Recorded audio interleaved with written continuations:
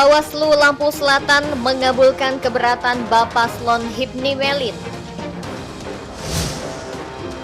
Pemakaman pekerja ilegal yang tewas di perairan Malaysia diwarnai tangis keluarga.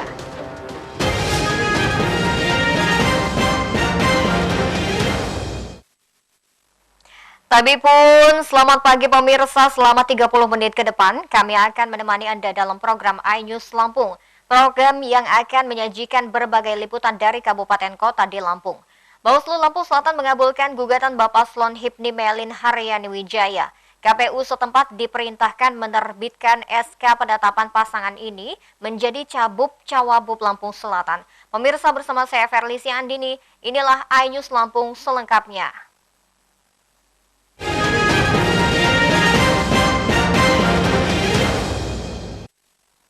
Bawaslu Lampung Selatan mengabulkan permohonan bakal pasangan calon Bupati dan Wakil Bupati Lampung Selatan, Hipni dan Melin Haryani Wijaya menjadi pasangan calon.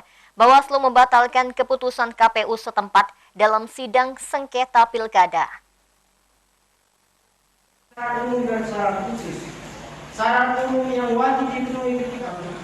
Dalam putusannya, Bawaslu Lampung Selatan menetapkan bahwa termohon atau KPU Lampung Selatan diperintahkan mencabut keputusannya yang tidak menetapkan Bapaslon Hipni Melin sebagai calon bupati dan wakil bupati.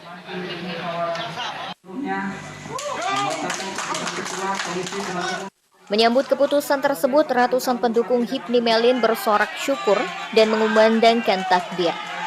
Bahkan bakal calon Bupati Hipni melakukan sujud syukur dengan diiringi isak tangis haru didampingi istrinya Yuti Hipni.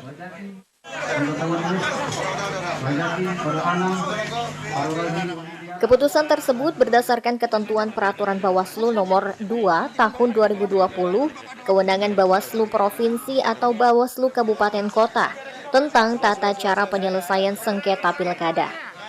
Majelis Musyawarah menerima keberatan pemohon Bapaslon Hipni Melin dan membatalkan keputusan KPU Lampung Selatan tentang penetapan pasangan calon bupati dan wakil bupati pada pemilihan bupati dan wakil bupati Kabupaten Lampung Selatan tahun 2020. Dalam amar putusannya, Majelis Musyawarah memerintahkan KPU Lampung Selatan untuk menerbitkan SK penetapan paslon Hipni Melin paling lama 3 hari kalender sejak putusan dibuat.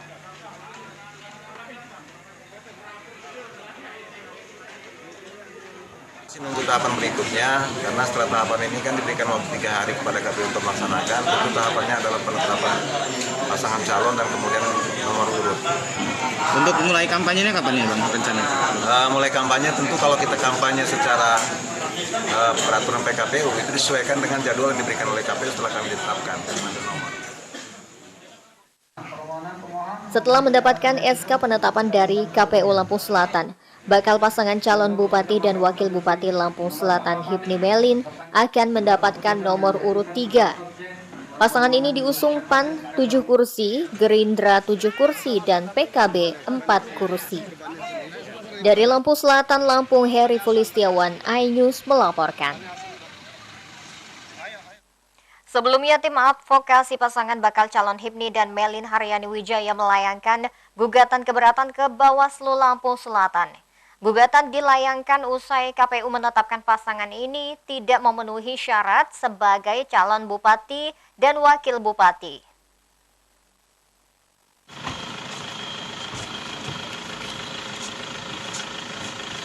Tim advokasi bakal pasangan calon Bupati dan Wakil Bupati Lampung Selatan, Hipni dan Melin Haryani Wijaya, melayangkan gugatan terkait keputusan Komisi Pemilihan Umum Daerah Lampung Selatan, yang telah menetapkan tidak memenuhi syarat pada tanggal 23 September.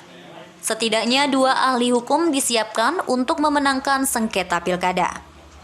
Keputusan KPU tidak meloloskan pasangan bakal calon ini dinilai hanya masalah sudut pandang terhadap pasal-pasal yang diberlakukan untuk menetapkan pasangan dalam Pilkada 2020. Secara gamblang, pihaknya mengaku optimis memenangkan gugatan dan pasangan Hipni dan Melin akan menjadi salah satu peserta Pilkada 2020.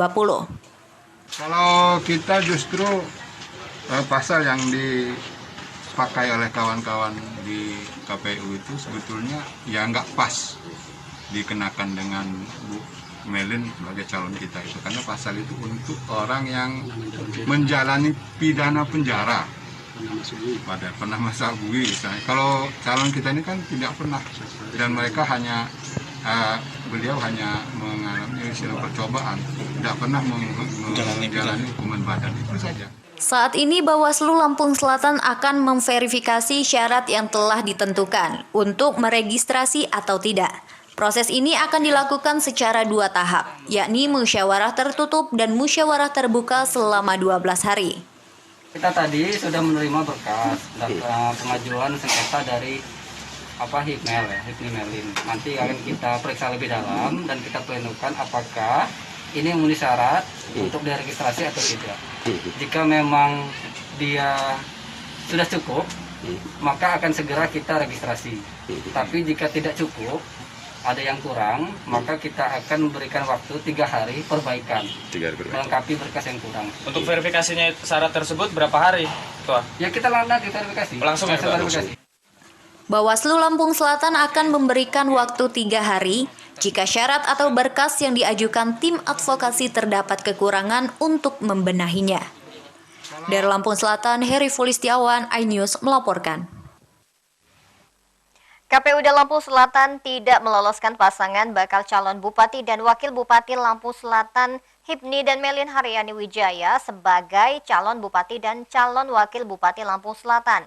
Pasangan Hipni Melin tidak lolos karena tidak memenuhi syarat sebagai calon akibat tersandung kasus hukum.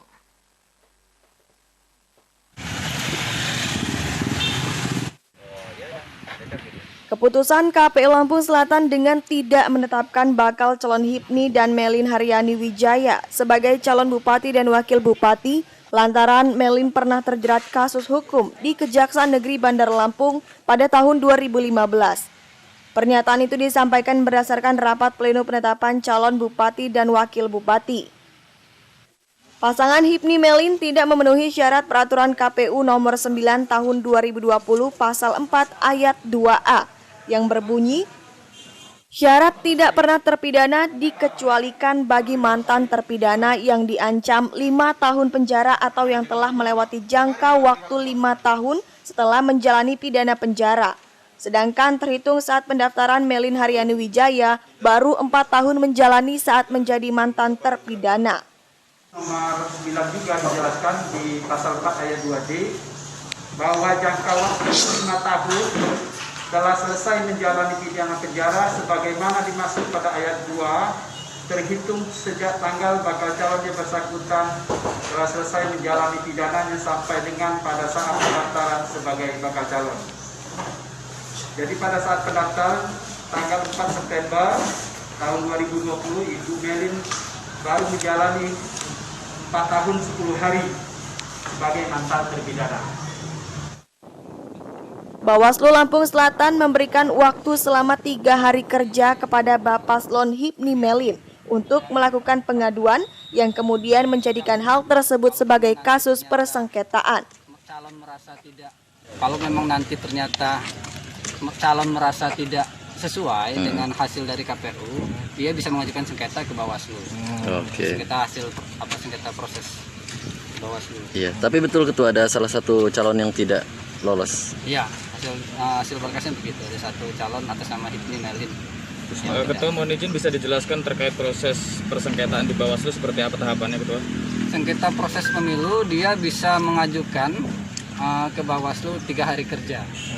Artinya kan hari ini penetapan bisa mulai dari besok sampai dengan 3 hari ke depan. Jadi hanya 3 hari, ya? hanya 3 hari ya? Jadi Kamis, Jumat, dan Senin hari kerja. Diketahui sebelumnya KPU Lampung Selatan telah menetapkan 1 dari 3 paslon, yakni pasangan Nanang Ermanto dan Pandu Kesuma Dewangsa untuk maju ke Pilkada. Sedangkan untuk pasangan Tony Eka Chandra dan Antoni Imam akan ditetapkan pada tanggal 1 Oktober 2020 mendatang. Dari Lampung Selatan, Heri Fulistiawan, iNews melaporkan.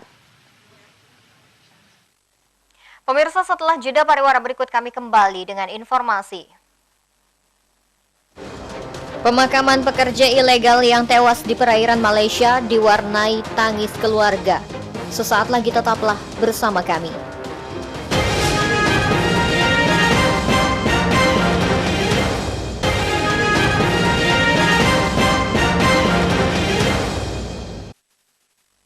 Anda masih menyaksikan iNews Lampung. Jenazah buruh migran ilegal Rina akhirnya tiba di rumah duka di Kampung Teluk Dalam Ilir, Kecamatan Rumbia, Lampung Tengah. Kedatangan jenazah disambut histeris oleh anggota keluarga. Rina merupakan korban tewas akibat kecelakaan kapal di perairan Malaysia.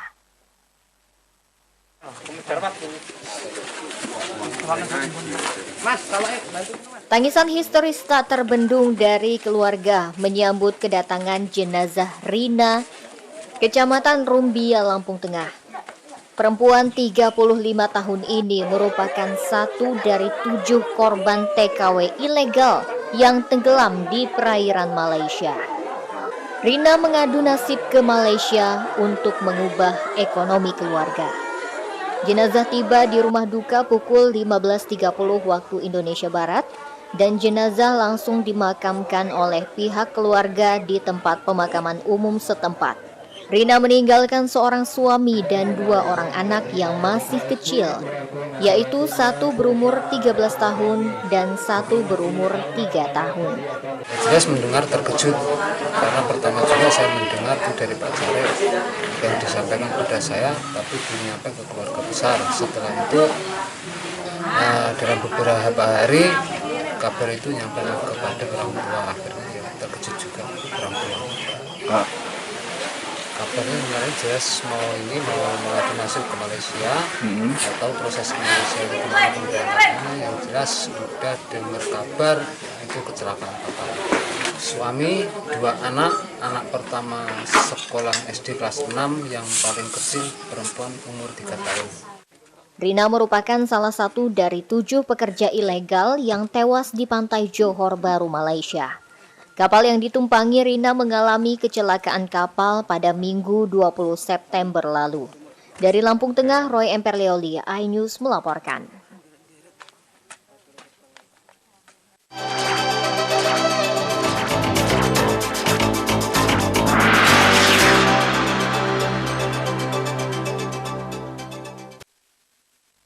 Penyaluran bantuan langsung tunai di Pekon Pagar Dewa, Kecamatan Pagar Dewa, Lampung Barat. Anggaran bantuan dialokasikan dari dana desa periode ketiga tahap kedua.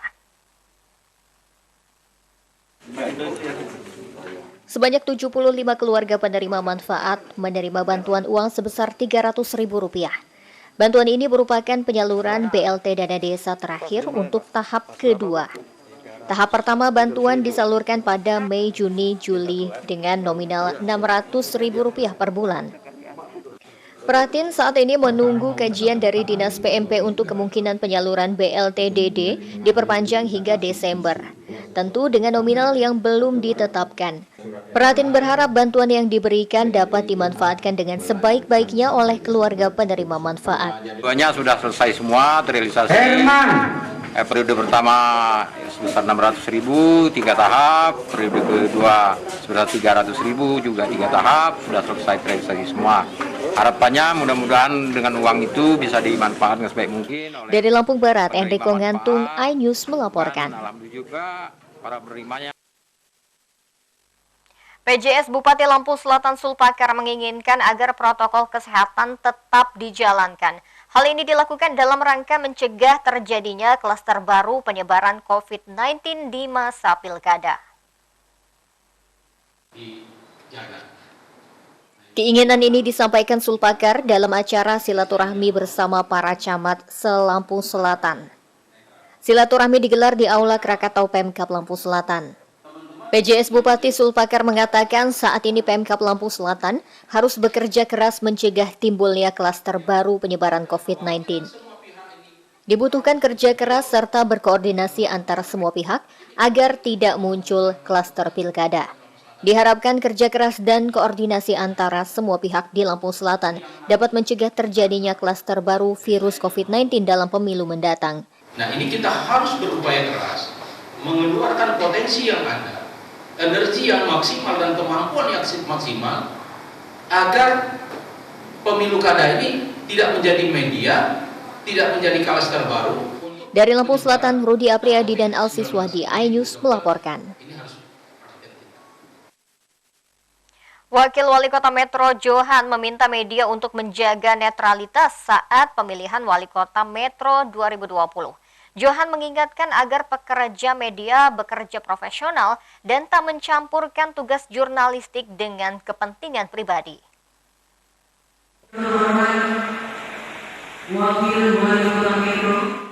Permintaan agar pers menjaga netralitas disampaikan Wakil Wali Kota Johan saat pelantikan Serikat Media Cyber Indonesia atau SMSI Kota Metro periode 2020 hingga 2025. Pelantikan struktur pengurus yang terdiri dari 21 media daring itu berlangsung di Wisma Haji Al-Khariyah. Aldi Imron dilantik menjadi Ketua SMSI Kota Metro 2020 hingga 2025. Wakil Wali Kota Johan meminta seluruh pengurus maupun anggota SMSI yang merupakan pemilik media cyber dapat menjaga netralitas jelang Pilwakot Metro 2020. Media diharapkan dapat menempatkan porsi pemberitaan secara proporsional dan berimbang. Insan pers diminta harus profesional dalam menjalankan tugas jurnalistik dan tak mencampur antara tugas jurnalistik dengan kepentingan pribadi. Keberadaan media diharapkan dapat menyukseskan pemilu dengan pemberitaan yang mendidik dan tidak menyudutkan pihak tertentu. Media memang saya tahu oknum istilahnya pribadi, ada sih keinginan untuk si A, untuk si B, apalagi sekarang ada 4 kandidat. Tapi tolong itu simpan, karena Anda tidak luput dari Anda selaku media. Jangan Anda dilihat si badu, tapi media Anda itu tetap, contoh Johan, ini pribadi Pak, tapi wakil tetap melekat. Kalian jadi media, kalian harus ada di tengah. Saling menginformasikan, ya. Jangan langsung gara-gara pribadi kita akhirnya berat sebelah. Kalau kita selaku mediator, lebih baik nggak usah kita, kalau pribadi nggak usah kita masukin. Dari Metro, User dan Joko Jodipra, iNews melaporkan. Pemirsa, setelah pesan-pesan berikut ini kami kembali dengan informasi. DPRD Kota Metro berjanji memperjuangkan anggaran perbaikan jalan. Informasi selengkapnya hanya di iNews Lampung.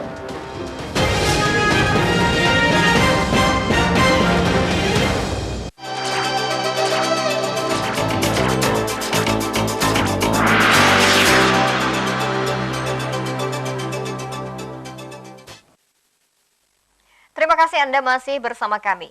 DPRD Kota Metro berjanji akan memperjuangkan anggaran jalan. Bahkan fraksi PDI Perjuangan telah mengusulkan peningkatan anggaran untuk perbaikan sejumlah jalan rusak di Bumi Saiwawai. Pemirsa, laporan tersebut mengakhiri iNews Lampung hari ini. Mewakili tim yang bertugas, saya Ferlisian Dini undur diri. Tidak bosan kami mengingatkan Anda untuk mematuhi protokol kesehatan dengan memakai masker, menjaga jarak aman, dan mencuci tangan dengan air dan sabun. Terima kasih dan sampai jumpa.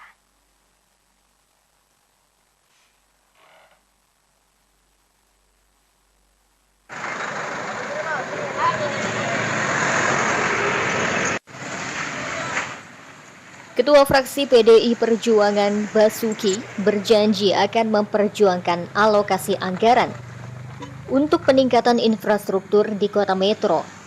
Basuki menyebut perubahan alokasi anggaran terjadi akibat pandemi COVID-19 berdampak pada beberapa sektor pembangunan. Fraksi PDI Perjuangan telah mengusulkan peningkatan anggaran untuk perbaikan sejumlah jalan rusak di Bumi Saiwawai. Hal itu menyikapi keluhan warga terkait jalan rusak yang menghambat mobilitas dan kerap menimbulkan kecelakaan. Sebelumnya warga melakukan aksi gotong royong menimbun jalan dengan dana hasil swadaya. DPRD Metro juga telah berkonsultasi terkait perbaikan jalan Budi Utomo dan Ahmad Yani yang berstatus milik provinsi.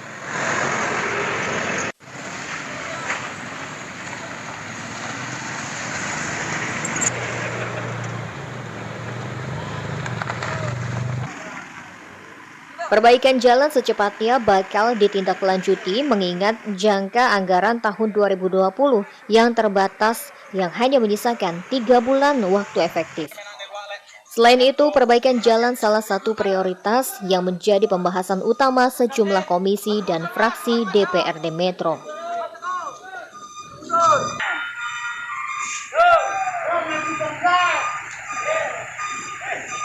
Kondisi jalan yang ada di Kota Metro, jalan provinsi, jalan lingkungan, jalan provinsi yang di semua itu kami sudah sampaikan aspirasi dari masyarakat, pemerintah, wali kota dan jajarannya mensupport berkaitan dengan itu untuk di perubahan ini. Insya Allah dianggarkan dengan kemampuan kita, dengan keadaan situasi COVID-19 ini, tetap kita melayani dan membangun untuk masyarakat, terutama jalan-jalan provinsi yang memang sudah rusak ya, di Utomo, Jalan Ayani, ya kan? Jalan Hasanuddin dan yang lainnya, kemudian jalan lingkungan, jalan kampung yang memang ini juga sudah rusak, kemudian tidak kalah pentingnya juga jalan-jalan yang akses pertanian. Ini di perubahan ini kami mohon untuk bisa dianggarkan dan bisa digelar. Kita sudah memang waktunya karena kami melihat situasi kondisi aktivitas perubahan ini kan, dengan keadaan COVID ini kita semuanya maklum dan skala prioritas itu pasti kita melayani masyarakat tetap, pembangunan tetap, kemudian akan mengingatkan kepada pemerintah Metro juga di waktu yang pendek ini hanya 2 bulan, kejadian Oktober November, kita terus bergegas. Nanti sebentar lagi akan kita paripurnakan dan kita setujui untuk kebijakan di tahun 2020. Kita sudah konfirmasi ya, konsultasi dengan provinsi, boleh kita pakai anggaran APBD untuk benahi lah. Minimal nambal ya? Minimal nambal. Beberapa ruas jalan di Kota Metro rusak, antara lain Jalan Budi Utomo, yaitu jalan penghubung Metro Bandar Lampung, lewat Metro Kibang yang berstatus jalan provinsi. Jalan sepanjang 1 km rusak parah dan baru akan diperbaiki tahun depan.